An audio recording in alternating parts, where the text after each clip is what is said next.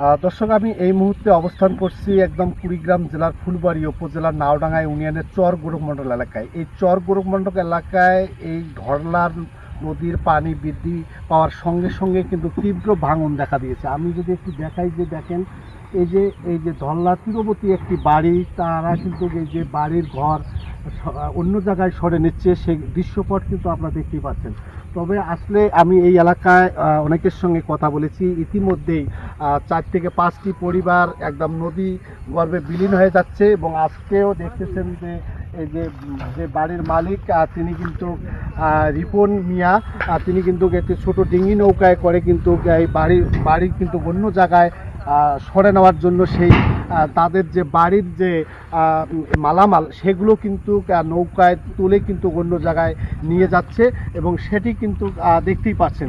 তবে আমি এখানকার মানুষের সঙ্গে কথা বলেছি, তারা জানিয়েছেন যে এখনও এই যে পরিমাণ ধরলার যে তীব্র ভাঙন দেখা দিয়েছে, এই ভাঙন যদি অব্যাহত থাকে তাহলে এখানে অনেক পরিবার, বিশেষ করে 30, 40 থেকে 50টি পরিবার কিন্তু এখনও এই ভাঙন হুমকির মধ্যে আছে, এবং ইতিমধ্যেই 5টি পরিবার কিন্তু বিলীন হয়ে যাচ্ছে।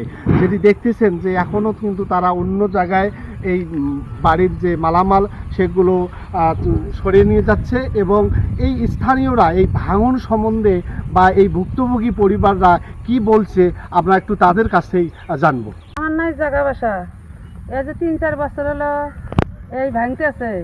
কারোর জায়গা বাসা নাই, আশ্রমে আছে, কারোর জায়গা বাসা আছে, তাই এই জায়গায় চলে গেছে। আর 3 বছর হলে টেনশন নিয়ে আছি।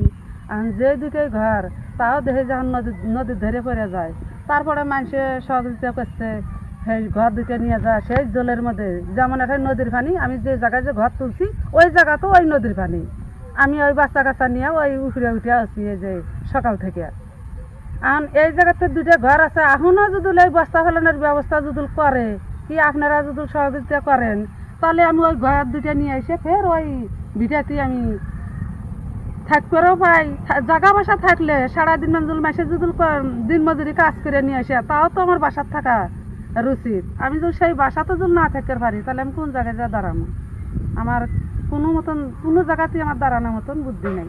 আমি এইভাবে হয়ে আছি। আজ 10-12 দিন হলে আমি 9 নাঙ্কারে পড়ে আছি।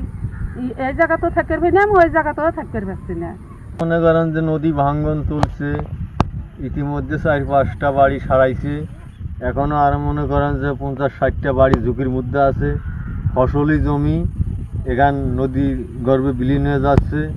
মানুষ দাঁড়ানোর মতো জায়গা নাই, মানুষ কোথায় যা দাঁড়াবে? মানুষ দুশ্চিন্তার মধ্যে পড়ে আছে। এখন কে কি খায় কি পরে, তা এই এলাকার মানুষের কোনো শান্তি নাই। এখানে আপনারা নদী দিয়ে ভাঙতেছে, নদীটা কাছার উপরে আছে বাড়ি। আমরা কোন জায়গায় যাবো না যাবো কোনো দিশা পাইতেছি না। এইটাই আমার বাড়ি, এর কাছার উপর নদী খুব ভাঙতেছে। আপনারা একটু জিও ব্যাগ দিলে খুবই একটু উপকার হতো। এখানে ইদানিং কয়েকদিনের মধ্যে 4-5টা বাড়ি নদী ভেঙে নিয়ে গেছে। অনেক ফসল জমি নদীর গর্ভে বিলীন হয়ে গেছে।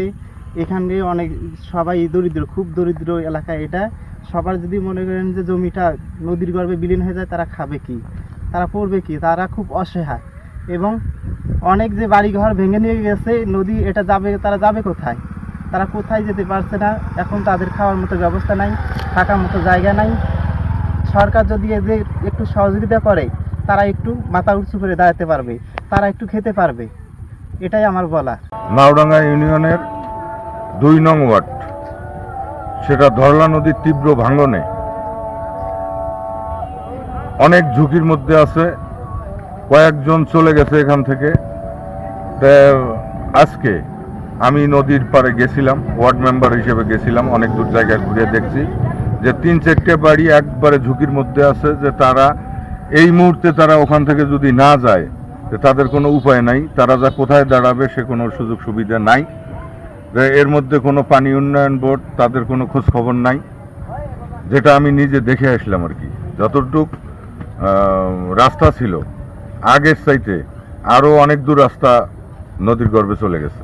তো যেমনটি শুনছিলেন যে চর গোরখমণ্ডল এলাকার যে যারা এই যে ভাঙনের শিকার বা হুমকির মুখে যে সব পরিবার আছে তাদের মুখের কথাগুলো কিন্তু আপনারা ইতিমধ্যেই শুনলেন যে আসলে তারা কি পরিমাণ যে কষ্টে দিন পার করছে সেটি কিন্তু আর বলার বাহুল্য রাখে না। কারণ যে পরিমাণ পানি বৃদ্ধি পাচ্ছে এবং যে পরিমাণ এই ধরলার যে ভাঙন দেখা দিয়েছে, এখানে এখনও কিন্তু এই শত শত ফসলি জমিন সেগুলো কিন্তু ভেঙে যাচ্ছে এবং ভাঙন হুমকিতে কিন্তু 40 থেকে 50টি পরিবার এই হুমকির মুখে আছে। এবং এখানকার অনেক স্থানীয় কিন্তু জানিয়েছেন যে এখনও যদি সংশ্লিষ্ট কর্তৃপক্ষ এই জিও ব্যাগের ব্যবস্থা করে তাহলে এই ভাঙন রোধ করা সম্ভব। তা না হলে যেভাবে ভাঙন দেখা দিচ্ছে বা যেভাবে নদী ভাঙন হচ্ছে তাতে কিন্তু শত শত বিঘার ফসলি জমিন বিলীন হয়ে যাবে এবং 30 থেকে 40টি পরিবার কিন্তু একদম ভাঙনের বিলীন হয়ে যাওয়ার কিন্তু আশঙ্কা করছেন। তো দর্শক, এই ছিল চর গোরখমণ্ডল থেকে এই ভাঙনের সর্বশেষ খবর।